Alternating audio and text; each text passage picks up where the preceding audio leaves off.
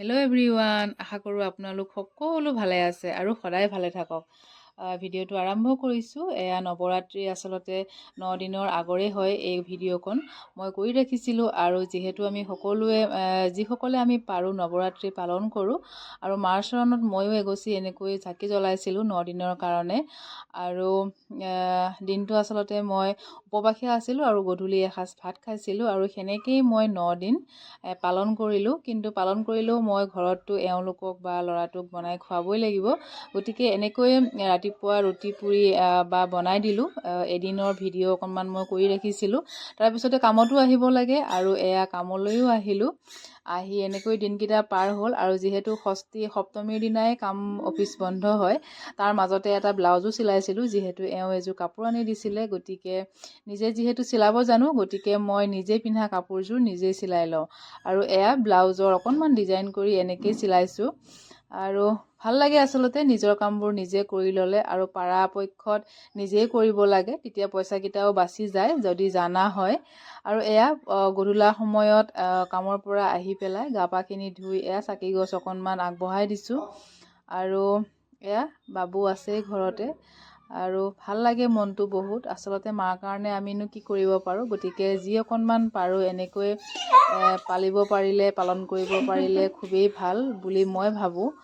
আৰু এয়া গধূলি আহাৰ পিছতে এতিয়া ভাতৰ যোগাৰ কৰিম। কিনো মই কেনেকৈ খাম এইকেইটা দিন, তাকে আপোনালোকক অকণমান দেখাওঁ।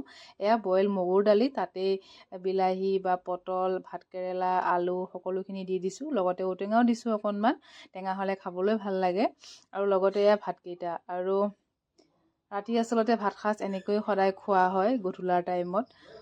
আৰু যিহেতু ফলাহাৰ খায়ো বহুতে থাকে, কিন্তু দিনটো কামত গৈ বা ইটো সিটো কৰি পেলাই অকণমান গাটো অসুস্থতা অনুভৱ যাতে নহয়, সেইকাৰণে এসাঁজ ভাত খাইছিলোঁ। আৰু এয়া সকলোখিনি কৰি মেলি ধূপ ধূনা জ্বলাই গধূলাৰ পিছতে এয়া ভাতকেইটা খাইছোঁ। আৰু এনেকেই খালোঁ 9 দিন। আচলতে মায়ে কেনেকৈ পাৰ কৰিলে গমেই নাপালোঁ। আৰু এয়া আজি বেলবৰণ। এয়া অকণমান বজাৰলৈ ওলাই যাওঁতেই দেখা পালোঁ ষষ্ঠীৰ দিনাখন বেলগছৰ তলৰ পৰা মাৰ ওচৰলৈ নিয়ম কৰি লৈ গৈছে। বিশেষ মই নাজানো কি বা কেনেকৈ নিয়ম কৰি দেখা নাপালোঁহি। আহি অকণমান এনেকৈ দেখা পালোঁ, আহি খুব ভাল লাগিলে। আৰু ভাবিলোঁ মাক দৰ্শন কৰিয়ে যাওঁ, অকণমান বজাৰ কৰিবলগীয়া আছিল, সেইকাৰণে ল'ৰাক লৈ আহিলোঁ। আৰু এয়া গণেশগুৰিৰ পূজাস্থলীতেই অকণমান সোমালোঁ, মাক দৰ্শন কৰিলোঁ। আচলতে মাৰ প্ৰতিমূৰ্তি, মাৰ মুখখন দেখাৰ লগে লগে যেন চকুৰ পানী ওলাই আহে, ইমান ভাল লাগে মনটো। আৰু এয়া মাক দৰ্শন কৰিলোঁ। কাইলৈ যিহেতু অষ্টমী আছে, সপ্তমী অষ্টমী একেলগে মিলিছে এইবাৰ, গতিকে কাইলৈ চাকি এগছ দিমহি। আৰু সেয়া দুইটাই বজাৰ অকণমান কৰিব লগা আছে, কৰি মেলি আমি সোনকালে ঘৰলৈ যাম। আৰু বহুত মানুহ হৈছে, প্ৰথম বেলবৰণ ষষ্ঠী দিনাখনেই মানুহৰ সমাগম খুবেই বেছি। আৰু গোটেই বছৰটো আচলতে আমি ৰখি থাকোঁ পূজাৰ দিনকেইটাৰ কাৰণে, খুব ভাল লাগে। আৰু এই নৱৰাত্ৰি এই 9 দিন আচলতে বহুতে বিভিন্ন ধৰণেই পালন কৰে। আৰু এয়া আহিলোঁ গধূলি, তাৰপিছতে আজি ৰাতিপুৱা এয়া মাৰ চৰণত অষ্টমীৰ চাকি গছ জ্বলাব আহিছোঁ। আৰু প্ৰসাদ আচলতে মই আগদিনাখনেই তাতে দি থৈ গ'লোঁ কমিটিৰ ওচৰত, তেওঁলোকে অষ্টমীৰ শৰাইখন একেলগেই আগবঢ়াই দিয়ে। আৰু সেয়া চাকি জ্বলালোঁ। আৰু এই স্থানতে আচলতে আমি প্ৰত্যেকবাৰে ইয়াতে চাকি দিওঁ, আৰু ভোগৰো ব্যৱস্থা কৰে তেওঁলোকে, দুপৰীয়া প্ৰসাদ সকলোখিনি খুব ভাল লাগে। আৰু এনেকৈ মাৰ চৰণত সেৱা জনালোঁ। আৰু তাৰপিছতে এতিয়া ভোগ দিব। বাবু আচলতে এওঁৰ লগত যাব খাবলৈ, আৰু মই যিহেতু উপবাসে আছোঁ, গতিকে মই নাখাওঁ। আৰু মাৰ চৰণত দিবৰ কাৰণে মাৰ অকণমান সামগ্ৰী লৈ আহিছিলোঁ, এয়া পুৰোহিতক দিলোঁ। দি মেলি প্ৰসাদ দিলে, প্ৰসাদ খাই আছোঁ। যিহেতু নিমখ দিয়া আছে, গতিকে মই প্ৰসাদখিনি লৈ লৈছোঁ, গধূলি সময়ত খাম। আৰু এওঁলোকে এতিয়া ভোগ খাবলৈ গ'ল, মই অকণমান ৰখিলোঁ। আৰু এয়া ভোগ খাই মেলি আহিলে। আৰু আজি এয়া অষ্টমীৰ দিনটো পাৰ হ'ল। কাইলৈ ৰাতিপুৱালৈকে অষ্টমী আছে, সন্ধি পূজালৈকে। এয়া আজি বাবুৰ কাৰণে এখনেও চাইকেলো লৈ আহিছে। বাবুৰ চাইকেলখন প্ৰথমেই ঘৰটোত অহাৰ পিছতেই আচলতে চুৰ হৈ গ'ল, চোৰে লৈ গ'ল, গতিকে তাৰ মনটো অকণমান বেয়া। আৰু আজি পূজা বুলি তাক চাইকেল এখন বাপেকে উপহাৰ দিছে। আৰু যিহেতু সৰু ল'ৰা ছোৱালী এনেই থাকি বৰ পায়, আৰু সেইকাৰণে চাইকেলখন লৈ দিলে আৰু লগতে এয়া ভাইটি বোৱাৰীহঁতো আহিলে পূজা চাম বুলি, তেওঁলোককো লৈ আহিলোঁ। আৰু এয়া প্ৰথমতে গণেশগুৰি পূজাখনকে চাই ল'লোঁ। তাৰপিছতে বৰষুণ অহাৰ নিচিনা পাইছোঁ, গতিকে মানুহ খুবেই ভিৰ হৈ গৈছে পূজাস্থলীত। আৰু বৰষুণটো অহাৰ কাৰণে হয়তো বেলেগত আমি নাযাম আজি পূজা চাবলৈ। তাতেই দুখনমান ফটো উঠিলোঁ। ফটো উঠি মেলি এয়া আজি ৰাতিপুৱা আকৌ পিছদিনাখন ৰাতিপুৱা এয়া অষ্টমী নৱমী ৰাতিপুৱা 6মান বজাতে আহিলোঁ পূজাস্থলীত। যিহেতু এতিয়া সন্ধি পূজাৰ ক্ষণ আৰু 6টা আচলতে 20ৰ পৰা 7টা কিমানলৈকে লাগিছিলে, 7টা 10 মানলৈকে আছিল।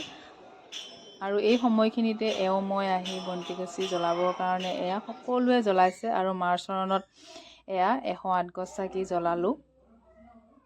আচলতে খুব এই সময়খিনি সঁচাকৈ দেৱী মা অষ্টমী আৰু নৱমীৰ এই সন্ধিক্ষণতেই সন্ধি পূজাখিনি কৰা হয়। গতিকে মা গৌৰীৰ চৰণত বন্তি কি কৈছে জ্বলাই দিলোঁ, সকলোৱে জ্বলাইছে। আচলতে মনৰ ভক্তিভাৱেৰে আপুনি যিয়ে নকৰক কিয় বহুতেই মনটো শান্তি লাগে। আৰু আমিও দুইজনে জ্বলাই মেলি এয়া কুমাৰীৰ পূজা তাৰপিছতেই মোৰ ভাইটিৰ ছোৱালীজনীয়ে মোৰ ভাগ্যত হ'ল আছিলে, তাইৰ চৰণতেই এয়া সেৱা কৰিলোঁ আৰু বন্তিগছি তাইৰ চৰণত এনেকৈ জ্বলাই দিলোঁ। জ্বলোৱাৰ পিছতে অকণমান কিবা বনাইছোঁ, খাবলৈও দিম। আৰু তাইও চাওক লগে লগে এয়া সেৱা কৰিছে। সেইখিনি কৰি মেলি তাৰপিছতে এয়া আবেলি 4টামান বজাতে ওলাইছোঁ মালিগাঁৱৰ চাইডে অকণমান পূজা চাম বুলি। আৰু সময়খিনি পটককৈ পাৰ হৈ যায়, যিহেতু গধূলা সময়ত খুবেই ভিৰ হয়। গতিকে অকণমান পোহৰতে এয়া ওলাই আহিছোঁ পাণ্ডুৰ ফালে। এয়া প্ৰথম পূজাখনত সোমালোঁ আৰু এয়া চাওক ইমান ধুনীয়াকৈ জাপিৰে এটা পেণ্ডেল বনাইছে আৰু খুব ধুনীয়াকৈ তেওঁলোকে সজাইছে পেণ্ডেলটো।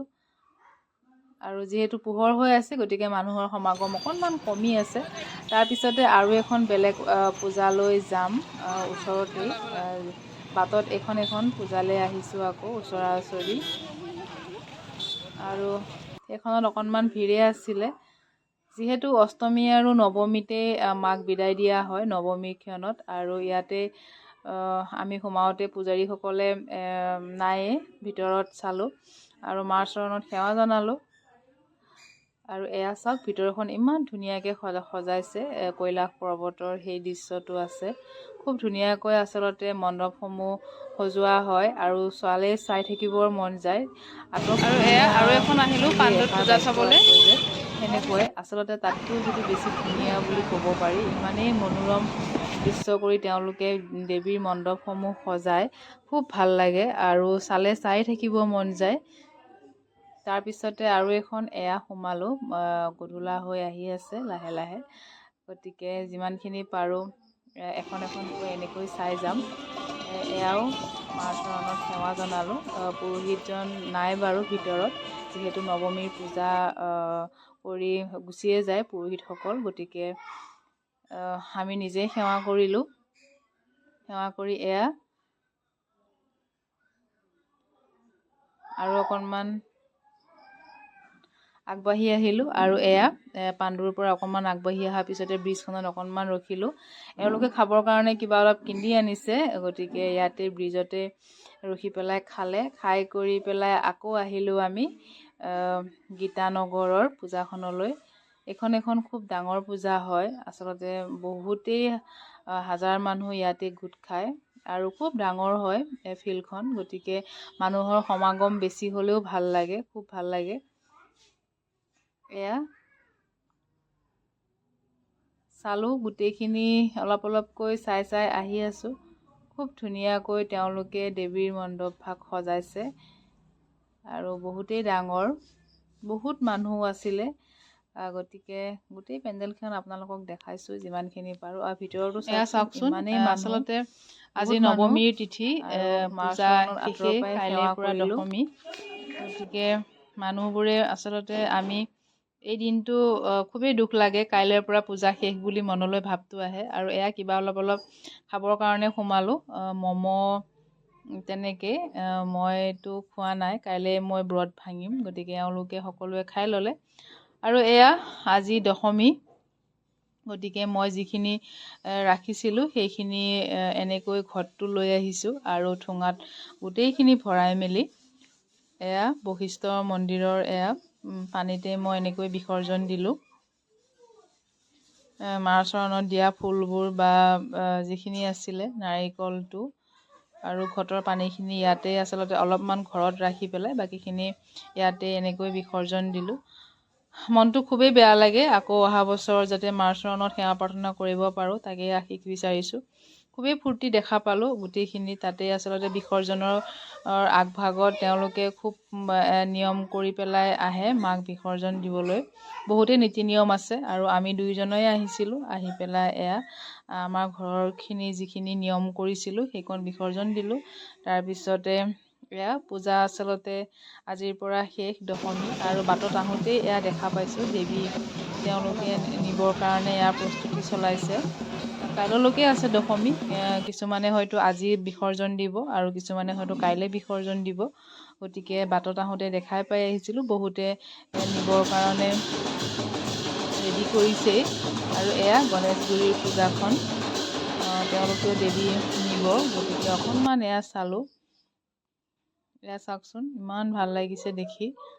ধন্যবাদ সকলোকে ভিডিঅ'টো শেষলৈকে চোৱাৰ বাবে বহুত বহুত আন্তৰিকতাৰে ধন্যবাদ জনাইছোঁ। সকলোকে মাৰ আশীৰ্বাদ সকলোৰে শিৰত থাকক, সকলোকে ভালে ৰাখক।